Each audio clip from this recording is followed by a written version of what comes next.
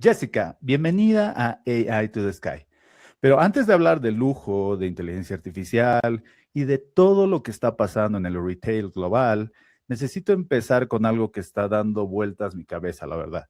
Tú llevas más de 20 años en un sector que está, diría yo, obsesionado con la exclusividad.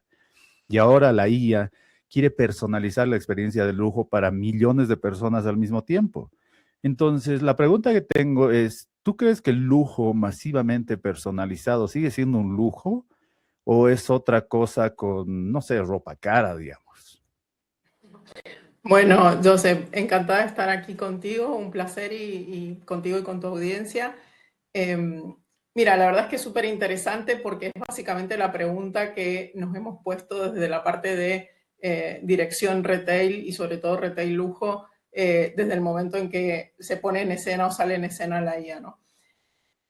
Antes de hablar, digamos, de esta o responderte a la pregunta, me gustaría un poco definir qué es el lujo, porque es importante, ya que esta definición ha cambiado en los últimos tiempos, sobre todo después post pandemia, ¿no? Y digamos, en los últimos años. Exacto. Entonces, teníamos que, históricamente el lujo se basa sobre tres pilares que son fundamentales y que lo definen, ¿no? Que es escasez, aspiración y estatus. Bueno, estos tres pilares, ¿cómo hacían? Las marcas controlaban este acceso, digamos un poco el precio y el relato. Entonces el cliente compraba un producto para poder diferenciarse, para pertenecer, o sea, estatus, ¿no? Para pertenecer a un cierto grupo selectivo y también para, justamente para acceder a un universo que estaba reservado para unos pocos. Entonces, este modelo vino funcionando y funcionó súper bien durante muchas décadas, pero con los nuevos cambios sociales, estructurales, la inteligencia artificial, los nuevos paradigmas también culturales y tecnológicos que han transformado esta relación entre las personas y las marcas, sobre todo las marcas de lujo. Entonces, hay una consultora que es en las que nos basamos prácticamente todos los especialistas de retail y retail lujo, que es Bain & Company o Bain y Alta Gama, que dice que el cliente ya no busca demostrar lo que tiene, ¿no? Sino que busca recordar lo que vivió. Por eso se empieza a hablar tanto de lo que es experiencia en retail. Entonces, ellos definen, o de alguna manera definimos que el lujo deja de ser lo que la marca hace para convertirse en lo que el cliente siente con cada interacción con esa marca. ¿Okay? Entonces, hay un cambio de paradigma súper importante. Entonces, acá me cuelgo, digamos, a tu pregunta. ¿Qué pasa? El lujo sigue siendo lujo, puede seguir siendo lujo, pero no porque esté personalizado. Porque digamos, una diferencia que hay que hacer súper importante es la personalización de la exclusividad.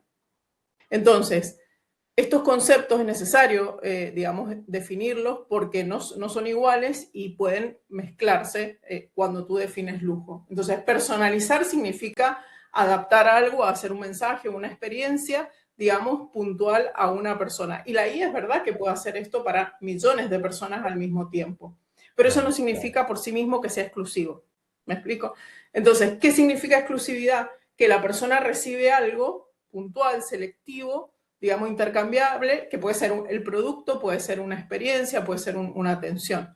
Entonces, vos imaginate, vamos digamos un ejemplo práctico. Imagínate que una clienta recibe un mensaje automático que dice, hola Joseph, o bueno, hola Jessica, elegimos estos productos para ti. Está completamente automatizado con la IA. Y se puede mandar a millones, a cientos de millones de personas. Pero esto, de alguna manera, no es lo que en lujo o en retail llamamos clienteling, sino es un poco marketing automatizado. ¿Okay? ¿Qué pasa cuando es exclusivo? Un vendedor de una tienda que conoce muy bien su clienta, que se acuerda que, por ejemplo, hace un par de años compró un determinado producto, recibe, o digamos, recibe en mercancía o en la nueva colección un producto y se acuerda que le puede ir muy bien con esa prenda. Entonces, el vendedor ya no, o el algoritmo, ya no le manda un mensaje a un algoritmo anónimo que dice, fíjate estos productos que son interesantes para ti, que sería la personalización, sino que La llama por teléfono y le dice, mira, me acordé de ti cuando llegó este producto. Entonces, esa es la diferencia un poco entre personalización y exclusividad. Entonces, repito, volviendo a tu pregunta, puede ser sigue el lujo masivamente personalizado, sigue siendo lujo. O sea, repito, una cosa es personalización y sí, puede seguir siendo, pero el lujo además tiene que ser exclusivo. No, ¿Okay? interesante, muy, muy interesante. Sí, Jessica, son hilar muy finos estos detalles, ¿no? exacto, porque son dos conceptos muy similares, pero a la vez muy diferentes, ¿no? Y Jessica, ¿hay alguna marca que tú has visto que ya esté cruzando esta línea, tal vez sin darse cuenta? Sí, en el sentido de, a ver, tenemos gente como Hermes o tenemos gente como los grupos franceses que hacen. Ellos están trabajando con IA y son los pioneros en introducir IA, digamos, en el sector de lujo, porque claro, tú imagínate que tú no puedes de alguna manera masificar esto, porque la masificación o la democratización va en contra de lo que son los pilares básicos del lujo. O sea, Claro. algo que sea masivo no es lujo. Ujú. ¿Me explico? Entonces, cuando llegó la IA, el problema no era si la teníamos que introducir o no dentro de las marcas. El problema es cómo la íbamos a introducir dentro de las marcas. Esa era la pregunta que todos nos estábamos haciendo. Porque la IA ya está y ya está funcionando. ¿Y dónde Exacto. funciona? Funciona en todos los procesos de automatización donde tú,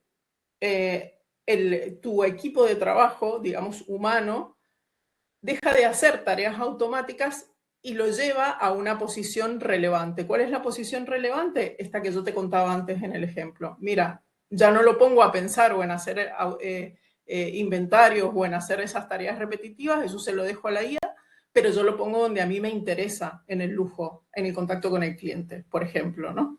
En pensar, en analizar, en ver la estadística a través de la IA que le da resultados o estadísticas, te lo hacíamos todo manual, pero te va dando información de los históricos de compra de ciertos clientes. Entonces tú, que conoces a ese cliente porque has interactuado de forma personal, física, y que has escuchado sus necesidades, qué es lo que le gusta o no, entonces ya puedes ir pensando y humanizando esa venta, ¿no? Esa relación con el cliente.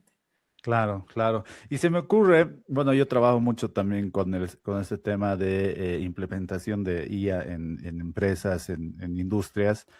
Se me ocurre que, qué sé yo, tal vez a la IA le gusta mucho la data, ¿no? Entonces, lo que tú mencionabas, la experiencia, ¿no? ¿Qué pasaría, digamos, si a un cliente de VIP yo le envío, qué sé yo, tal vez la canción favorita que le gusta, según lo que han ido viendo los algoritmos y le ofreces, no sé, una prenda exclusiva solamente para él?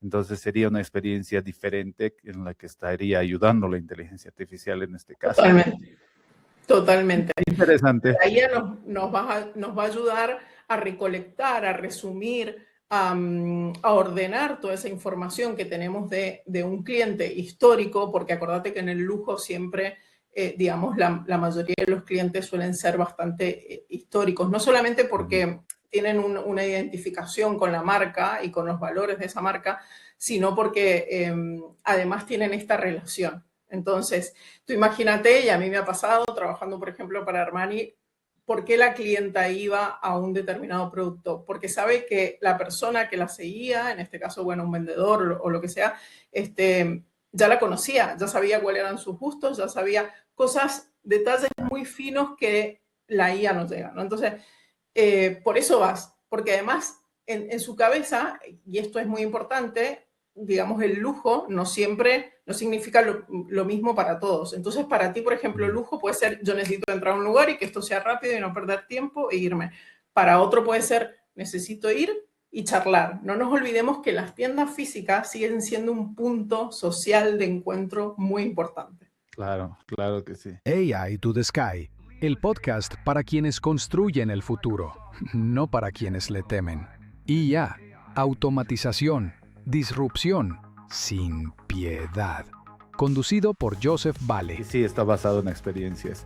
Y bueno, Jessica, perdona, no te introduje. Bienvenida a AI to the Sky nuevamente. Ya nos emocionamos con la charla, pero está bonito. Claro, entramos en tema, ¿no?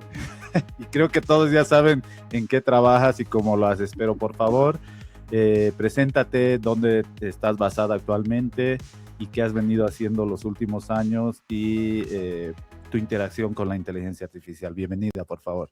Gracias, un placer.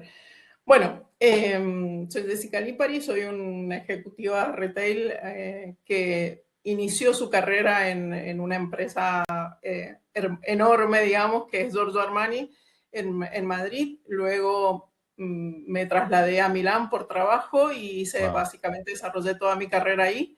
Fue una experiencia muy bonita, trabajé para distintas empresas como Max Mara, como Picuadro, empresas de lujo y premium, digamos, internacional. Y siempre lo digo que una cosa transversal de mi carrera es que si bien llegué a puestos de dirección internacional, que no es fácil, imagínate, además para un extranjero tampoco, claro, es el hecho de que yo empiezo, o sea, un carácter diferencial por ahí de mi carrera es que yo empiezo en piso de tienda. Entonces, el retail no es una profesión a la que tú vas a una universidad y lo estudias y luego sales y llegas a un puesto de dirección. Normalmente tienes que tener esa experiencia previa de tienda. Entonces, creo que todos los que hemos tenido el placer de poder dirigir empresas de lujo a nivel internacional, tenemos seguimos teniendo este amor por la tienda, ¿no? Porque es de donde venimos. Entonces, bueno, eso es una característica súper importante a la hora de entender el negocio, ¿no? Porque has visto todos los aspectos del mismo negocio. Bueno, básicamente ahora estoy basada en Buenos Aires. Yo tengo una consultora que se dedica a ayudar a las empresas de retail a poder expandir su negocio, a poder, digamos, mejorar su negocio y siempre empezando desde la parte de dirección general, pero atravesando y llegando a la operatividad, al punto de venta, porque, Joseph, suele pasar, y esto lo vemos muy seguido a nivel consultoría. Me defino a veces más como un partner estratégico que una consultora, pero porque soy, digamos, un partner estratégico que ayuda a las empresas a lograr los objetivos. Claro. Pero lo que vemos normalmente es que tú planificas un proceso de desarrollo, un plan de expansión o un proceso de mejora, y después cuando esto tiene que ser aplicado en los equipos de trabajo, en las tiendas, sobre todo en las tiendas físicas, suele haber, digamos, ahí un gran conflicto, ¿no? Entonces, como digo yo, sobre el Excel o sobre el PowerPoint está todo muy bonito, pero luego tienes que esto pasarlo a la realidad. Entonces, es ahí donde a mí me gusta entrar, partiendo desde la definición de estos objetivos hasta la implementación en el piso de tienda. Pero justamente, ¿por qué? Por lo que te decía antes, porque yo vengo del piso de tienda, entonces sé perfectamente lo que esto impacta y significa para la gente que está en tienda, ¿no? Exactamente, no es lo mismo, digamos, que alguien que vino de la era digital y que es lo que tú nos indicas, ¿no? O sea, la experiencia es totalmente distinta. El ser bien recibido, el ser recordado, el que te llamen por tu nombre, el que te inviten a un café, no sé, tantas cosas que sí veo que son muy importantes, ¿verdad? Tal cual, tal cual. Jessica, dime, hay un concepto que está dominando la conversación en el lujo ahora mismo, que es el Quiet Tech, y la IA que actúa de forma invisible en este campo, que no interrumpe la experiencia premium, pero que le da al vendedor el contexto del cliente antes de que el cliente prácticamente abra la boca, digamos, ¿no? ¿Cómo está llegando esa tecnología a las marcas que tú asesoras y si hay diferencia, digamos, entre números, por así decirlo? Mira, la verdad es que está llegando de forma bastante desigual, porque es verdad que las grandes casas internacionales ya usan la IA, como te nombraba antes, por ejemplo, Hermès y bueno, estos conglomerados, estos grupos que los franceses suelen ser por ahí los más potentes porque engloban, ¿no?, distintas marcas como Kering y demás. Entonces, estos ya están utilizando la IA para conectar esa información de cliente, de inventario, de e-commerce, de tienda física, porque aquí hablamos de un concepto que es súper importante, que es la omnicanalidad. ¿no? Y para que por ahí la gente que no está en tema nos entienda, es que tú tienes que tener la misma experiencia en una tienda física cuando vas a hacer una compra online y demás. Entonces, no puede haber una diferencia. Yo siempre digo que el cliente percibe marcas, no percibe canales, ¿ok? Entonces, no me importa si fue en una tienda física o en un e-commerce, estos valores y, digamos, este servicio de excelencia se deben poder transmitir en todos los canales.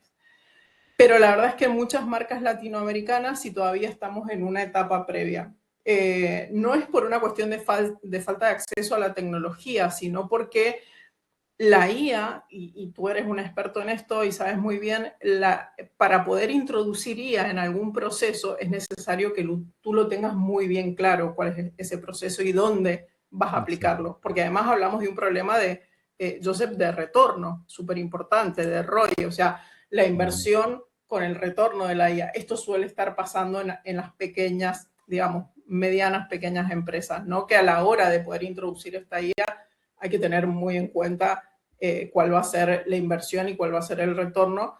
Y muchas veces las empresas creen que la IA viene a solucionarle ciertos problemas que tú tienes que solucionar antes de introducirlo. Sí, exactamente. Y bien tú lo dices, porque obviamente, digamos, si pusiéramos el tema de los bias y de las alucinaciones de la inteligencia artificial, que pega muy fuerte en entornos masivos como ser hospitales, por el tema de discriminación y demás, pero es lo mismo que viene a aplicarse, digamos, en esta industria, porque en algún caso no puedes dejar, digamos, que un bias te arruine la reputación de una marca por un simple algoritmo, ¿no? Entonces, sí hay que tenerlo muy, muy en cuenta. Y es totalmente cierto. Y mira, el white tech es, en mi opinión, es probablemente quizás la manera más coherente de poder introducir la IA en el lujo. Porque es lo que te hablaba un poco al principio. Acá en el lujo no puedes perder, no te puedes dar el lujo de perder exclusividad, ¿ok? Claro. Y yo siempre digo que la IA en el lujo tiene que, es aquella en la que el cliente no la ve, pero se beneficia de sus atributos, digamos. Tiene que ser una IA silenciosa, en mi opinión, ¿ok? Donde el cliente piense que la relación le gusta estar con la tecnología. Una cosa es tecnología, pero cuando tú haces algo masificado, volvemos a los mismos conceptos, rompes el tema de la exclusividad. Entonces, sí tiene que estar, pero tiene que estar en un segundo plano, digamos, donde todos los beneficios tú lo puedes vivir, ¿ok? Por ejemplo, esto que hablamos antes de que el vendedor sabe perfectamente, tiene muy ordenado qué te gusta, ¿no? Que compraste hace 2 años atrás, cuál era la talla, no sé, el modelo, el color. Pero esto tiene que después la relación, al final, el contacto con el cliente y sobre todo en el lujo, para mí, más que nunca tiene que ser humano. Sí, tienes toda la razón. Toda la razón. Bueno, Jessica, tengo un invitado que te comenté que a veces causa incomodidad en algunos de mis invitados, pero bueno, es la característica de él. Así que déjame introducirlo y te va a hacer un par de preguntas. Por favor, no te asustes, porque a veces es un poco incisivo e incómodo, pero bueno, veamos qué tiene. Hola, Damien. Estoy acá con Jessica Lipari y quisiera que le des la bienvenida, por favor. Hola Jessica, bienvenida a AI to the Sky. No te asustes, prometo portarme medianamente bien hoy. José me dijo que esta charla va a ser sobre temas de tecnología, retail y el famoso gran reajuste estructural. Nada más relajado, ¿no? Totalmente, estoy de acuerdo. Bueno, Damien, sé que tienes una pregunta para Jessica. No sé si la podrías formular ahora, por favor. Obviamente, Claro. no la hagas sentir mal ni incómoda, por favor. Tranquilo, tranquilo. Jessica, sin hacerte sudar bajo las luces, cuando escuchas frases como el gran reajuste estructural, ¿lo ves como un diagnóstico real o más bien como jerga bonita para disfrazar despidos, automatización y balances rotos? No, es importante el reajuste y lo veo como algo en el que todas las empresas tienen que parar y sentarse y tomárselo muy en serio, porque el reajuste es verdad. Los números del lujo en los últimos años es un sector que viene siendo, entre comillas, golpeado. La gente dice está perdiendo consumidor. Yo creo que ese consumidor se está desplazando porque es más consciente y está eligiendo mejor. Entonces, uno de los grandes problemas que tuvimos en el lujo es que ya la gente no paga cualquier precio por solamente un logo, sino que investiga la marca, ve si esa marca tiene valores que lo representan. Entonces, toda esta reestructuración es súper importante. Yo creo que las marcas Perdón que tienen me más que meta. nunca... Sí. Dale, perdón. Pero entonces, según tú, no es solo colapso, sino un cambio de valores del consumidor. O sea, menos logo, más contenido. Pero ¿no crees que la mayoría de marcas solo están pintando sostenibilidad como maquillaje? No, hay muchas marcas que se lo han tomado en serio y que están trabajando porque además no es solamente una cuestión de marketing, por poner la palabra sostenibilidad dentro de sus valores, sino que a su vez se han dado cuenta que es un negocio interesante a nivel económico, ¿no? Claro. Entonces, yo creo que suman las dos cosas. O sea, estás diciendo que puede ser tanto genuino como una jugada cínica, es decir, una mezcla de ética y Excel. Sí, claro, estamos hablando de empresas. Obviamente el objetivo de las empresas también es poder ser rentable, ¿no? Entonces, si tú eres Sí, rentable y además acompañas ciertos valores, digamos, son parte de las dos cosas, obvio. ok, lo compro por ahora. Entonces, vayamos a lo incómodo. Si la mayoría de las marcas no logran convertir esa sostenibilidad en algo creíble, ¿no terminan todas pareciéndose igual? Ya sabes, el mismo discurso verde con diferente logo. No, creo que cada marca, y esto va a ser importante para qué marca va a subsistir a lo largo del tiempo y qué no, o sea, no todas las marcas subsisten, creo que la identidad es más relevante hoy que nunca. Entonces, de acuerdo a tu identidad vas a adaptar esta sostenibilidad. ¿Me explico? Con lo cual, la que Sí, se siga manteniendo en el mercado va a ser la que sea más coherente con lo que los valores que vende, porque sobre todo las nuevas generaciones son muy conscientes y siguen mucho las marcas a través de las redes sociales y demás. Entonces, esta coherencia que tienen que tener las marcas en lo que yo digo que soy con lo que yo efectivamente hago es muy importante. ¿Cuáles son las marcas que van a seguir estando en el mercado y diferenciándose entre sí, como siendo una copia, como tú dices? Va a ser las marcas que de verdad tengan esta coherencia dentro de su relato. ok, ok. Eso tiene filo, me gusta. Pero, ¿qué pasa con las que no pueden reinventarse? Las medianas, las que no tienen presupuesto para hacer storytelling premium. ¿Esas están condenadas o hay salida realista para ellos?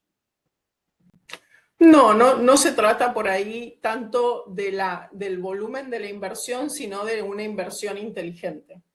Quiero decir, yo puedo ser un local, por ejemplo, puedo ser una diseñadora de moda que tengo 3 o 4 tiendas o 10 tiendas a lo largo de mi país o de mi región, o incluso alguna internacional, pero como decía antes a Joseph, esta inversión tiene que ser muy inteligente. Entonces, no pasa tanto por la cantidad de inversión, sino por dónde voy a poner esta inversión. Me refiero a inversión en IA, ¿no?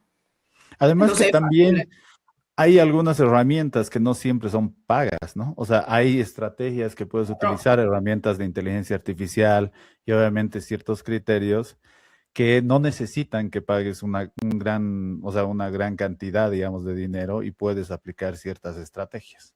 Bueno, muchísimas gracias, Damian, por estar presente acá. Y bueno, sí, despídete por favor de Jessica. Jessica, gracias por jugar este juego sin voltear la mesa.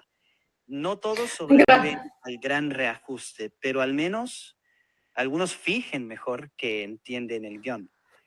Ojalá seas de las que lo reescriben y no de las que se quedan murmurando entre bastidores, porque el mercado no perdona, pero el tiempo mucho menos. Qué bueno. Muchas gracias. Genial, podríamos llevarlo a cualquier junta o de consejo de administración y pondría incómodo a más de un miembro, ¿eh? Te digo. Sí, estoy seguro que sí. Si le gusta hacer eso. La verdad es que yo no lo preparo, obviamente.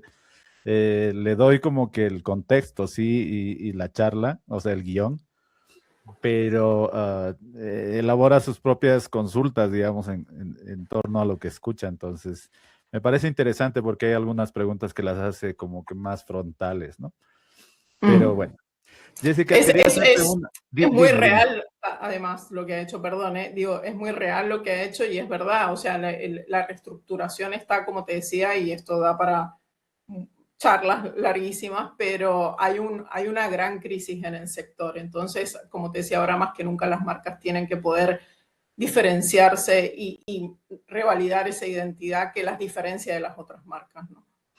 Claro, y bueno, ahora tú lo confirmas, o sea, no es un sector de los menos golpeados, porque sí, la IA está golpeando, qué sé yo, a empresas como Ford, empresas, digamos, como Amazon, que obviamente está reemplazando al ser humano como tal, ¿no? Entonces, nos confirmas que no es una de las industrias que las está pasando tan bien con esta revolución, por así decirlo. Sí. Para nada. Bueno, Jessica, bueno, tengo dos preguntas más para ti. Eh, Tú nos decías que la transformación empresarial está en tu ADN y el dato que más impacta del sector ahora mismo es este 90% de las iniciativas de la IA en retail nunca salen del piloto. Se inician, se presentan en PowerPoint y la verdad es que la mayoría de ellas mueren. En 20 años de reestructuraciones, ¿qué es lo que realmente frena una organización de retail para transformarse, tú crees, de verdad? Mm. Bueno, hay varios aspectos, ¿no? que diría que existen varios frenos, pero uno es lo que te comentaba, que es que muchas veces se empieza por la herramienta y no por el problema. Entonces, una empresa, por ejemplo, compra una plataforma o contrata un proveedor o crea un chatbot, porque tiene esa necesidad de alguna manera de introducir IA y entonces no se preguntan primero cuál es el problema que queremos resolver. Qué decisiones son las que queremos mejorar o qué indicador, ya hablando más puntualmente de lujo y de tiendas físicas, qué indicador KPI tiene que cambiar. Y una cosa muy importante, Joseph, ¿quién se va a hacer cargo o el responsable de este resultado? Porque cuando introducimos inteligencia artificial en las empresas, solemos ver siempre este mismo patrón, que es que la parte tecnológica maneja una cierta parte de esta introducción y los otros otras, y no hay un responsable transversal de todo el proceso de esta introducción. Entonces, es súper importante que también haya un responsable general que pueda unir transversalmente marketing, supply chain, logística y demás. Porque si no, cada uno se hace responsable de su parte, pero suele no haber en las empresas un responsable general de esto.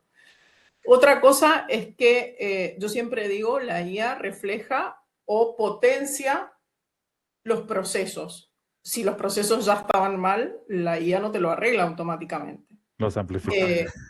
Los amplifica, son un espejo, ¿no? Entonces, por eso digo que siempre cuando hablamos de IA, yo hago, digamos, cuando me dicen quiero introducir IA, lo que hacemos es hacer una autoevaluación y decir, primero veamos cómo estamos parados y, como te decía antes, y dónde vamos a introducir esta IA.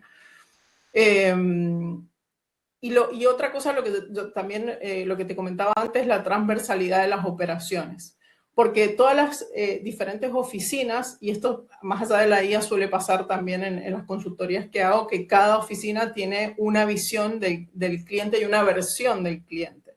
Entonces, el marketing tiene una, la tienda tiene otra, el e-commerce tiene otra, pero esto no no se une transversalmente. Entonces, yo siempre digo, no existe una IA poderosa encima de una organización que está completamente fragmentada, ¿no? Tenemos que poder primero solucionar esa fragmentación para poder introducir de la IA. Y una cosa que viniendo del piso de tienda también muchas veces me toca es que a la hora de crear, una vez que hayas solucionado, digamos, todos estos pasos que estoy mencionando, a la hora de crear o de introducir o de personalizar esta IA para tu empresa, no se involucra a las personas que son las que en definitiva las van a utilizar, que es la mayoría de veces la gente que viene del piso de tienda. Entonces, muchas veces no se va a hablar con esa gente y no se dice, ¿qué necesitas? ¿Dónde necesitas que te automatice este proceso para que poder ponerte en el lugar más relevante para mi empresa, que es en el contacto con el cliente, y sacarte de alguna manera, alivianarte estos tareas automatizadas?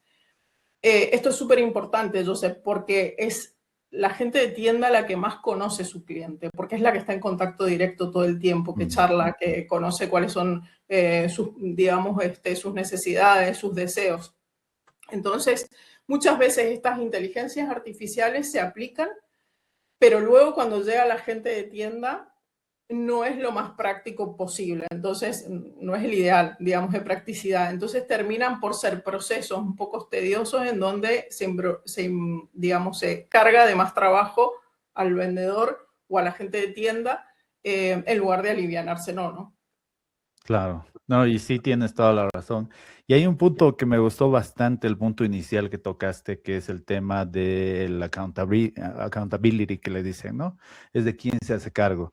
Y es que realmente, o sea, he visto en las últimas sesiones que han tenido ahí en Génova, que en la WSIS o en el AI for Good, por ejemplo, son temas que llevan demasiada carga porque al final no sabes quién tiene la culpa, si tiene la culpa el humano, el algoritmo o quién se hace cargo de eso. Entonces, sí son temas que evidentemente hay que tocarlos muy en serio y evidentemente haces muy bien, digamos, en tratar de identificar esos puntos que son muy complicados para ciertas industrias, ciertas empresas.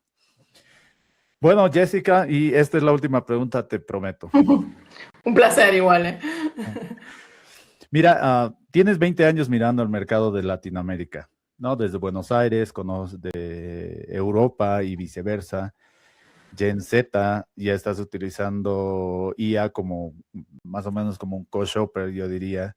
Y el algoritmo les dice que comprar antes de pisar una tienda para una marca premium latinoamericana que quiere seguir siendo relevante, tal vez, no sé, en el 2030. ¿Cuál tú crees que sea el movimiento que no puede seguir postergando?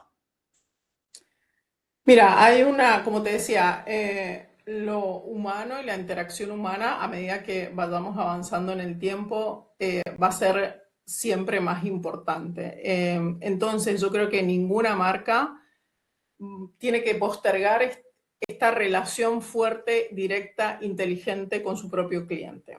Lo que me suele pasar en empresas latinoamericanas cuando asesoro es que si bien tienen una relación digamos, cercana con el cliente, no construyen esta fidelización. Entonces, es súper importante porque, como dijimos antes, la IA potencia lo que la empresa, las virtudes y los defectos, ¿no? Entonces, hasta ahora el cliente hacía un recorrido, digamos, con la compra, que era, por ejemplo, lo que suele pasar acá, que yo veo algo en Instagram, voy y busco la marca en Google, visito la web, entro a una tienda, converso con un vendedor. Y ahora esa relación, y a lo largo, pensando ya en 2030, va a empezar a ser más como necesito tal prenda, o porque tengo en la cabeza, por ejemplo, tal prenda para, no sé, me invento un vestido para una boda en Quito, que sea adecuado con ese clima, que tenga que llegar antes de tal fecha, porque en tal fecha tengo la boda, y que cueste entre estos y estos valores y que encaje con ese estilo. Entonces,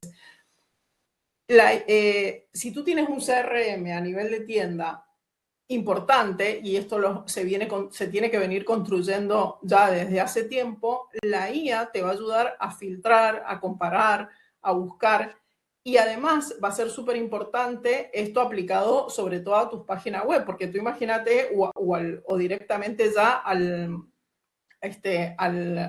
por ejemplo, el ChatGPT está sirviendo ya para hacer este tipo de búsquedas en lugar de Google.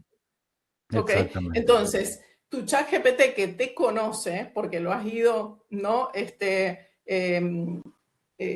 Cargando de toda tu información, cuando tú vayas al ChatGPT, y esto lo están haciendo ya las nuevas generaciones, vas a decir esto que te decía yo: necesito un vestido para una boda en Quito que sea adecuado para este clima, que cueste entre esto. Entonces, toda empresa de lujo o no, toda empresa retail que esté, digamos, bien parada en este sentido, pero que haya construido esa relación antes, ya ha tenido toda la información posible de su cliente, va a ser capaz de que el algoritmo y la IA, digamos, que tu algoritmo, sea tu IA, tu ChatGPT, conecte fácilmente con lo que ofrece la descripción de un producto de las empresas. Entonces, en este sentido, Latinoamérica está todavía muy en pañales, diría yo. ¿Pero por qué? Porque no han venido trabajando esta relación con el cliente y este CRM. A mí me pasa todavía hoy de entrar en tiendas de lujo de marcas importantes aquí en Buenos Aires y salir por la puerta, y la típica, ¿no? Yo muchas veces lo hago como mystery para las auditorías para las empresas. Entonces tú entras y dices: estoy mirando, pero ¿qué le gusta? Bueno, está buscando abrigos, pero en realidad no compro nada. Obviamente está hecho a propósito, ¿no? Entonces no compro nada, salgo y no se me piden los datos. No se me dice: ¿quieres dejar tu email o quieres dejar el WhatsApp para que te mandemos información? Esto es muy básico. Claro, exacto. Entonces no hace falta que se piense que tú vas a fidelizar al cliente con la compra. Puede no haber comprado porque capaz que hoy no compra, pero capaz que compra dentro de 2 semanas o justamente está comparando y capaz que vuelve a los 2 días. Entonces, todavía en esto lo veo muy en pañales. Pero por eso, mirando hacia 2030, ¿por qué va a ser importante? Porque si tú no tienes un CRM muy potente, el ChatGPT de cada persona no va a ser capaz de conectar con la descripción que tú hagas en tu e-commerce, ¿no? Porque además las empresas en el e-commerce, mientras más el producto, mientras más especificaciones tenga, y no en cantidad, sino en calidad, como esto que te decía, un vestido que pueda adaptarse a ciertos climas por la calidad del producto o por la composición del producto en este precio, en este color, entonces va a ser mucho más fácil para tu ChatGPT encontrar, o tu algoritmo, que busca encontrar ese producto. Y ahí es donde va a ser el contacto. Sí, tienes toda la razón. Y justamente es esa evolución del SEO que comentabas, que vaya al GEO, que le llaman, ¿no? Que es el Generative ya SEO, por así decirlo. Entonces, sí yo igual lo creo de importante que tiene que haber esa evolución, ¿no?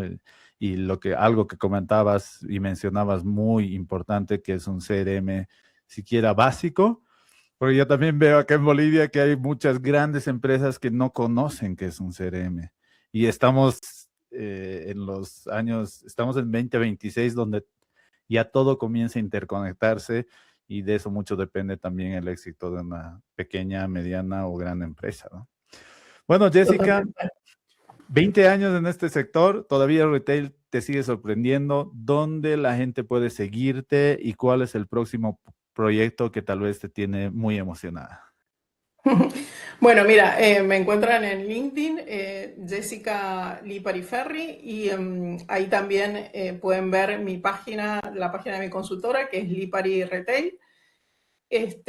Los nuevos proyectos, bueno, tengo diversos proyectos actualmente con distintas marcas nacionales de Argentina e internacionales. También yo colaboro desde hace tiempo, obviamente por toda mi carrera en Europa, con algunas marcas europeas, y me encantaría, como siempre digo, este desafío de poder seguir creando canales de conexión entre Latinoamérica y el resto del mundo, porque creo que tenemos una creatividad súper interesante que nos identifica internacionalmente. Entonces yo creo muchísimo en los diseñadores y en las marcas latinas, y que estas marcas latinas tienen una identidad muy fuerte, tienen que poder lograr esta estandarización, digamos, de ciertos estándares globales a los que no puedes renunciar. Entonces, bueno, ajustando ciertas cosas, que es ahí donde yo creo que puedo aportar un gran valor, estas marcas